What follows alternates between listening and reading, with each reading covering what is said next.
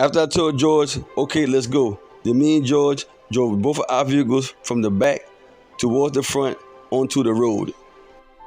Now, once we made it into the city, me and George made a right turn. Once we made the right turn, George pulled off on the sidewalk. Then he looked back at me and said, "Money, park right there."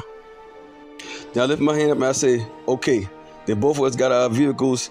Then George looked at me and said, "Are you ready to go in?" I looked back at George and I said, "For sure."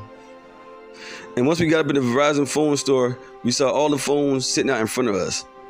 Then all of a sudden, a lady came up to us and said, "Excuse me, how can I help y'all today?" Now back in Egypt, the Pharaoh was sitting on his throne. Then all of a sudden, the Pharaoh stood up and said, "Somebody destroyed the gods." Then the Pharaoh spoke down to the other pharaohs and said, "Let's go outside and see what's going on." Then the two Egyptian pharaohs spoke and said, "Okay." Then the other Egyptian pharaoh raised his hand up in the sky and everybody teleported away in the sky.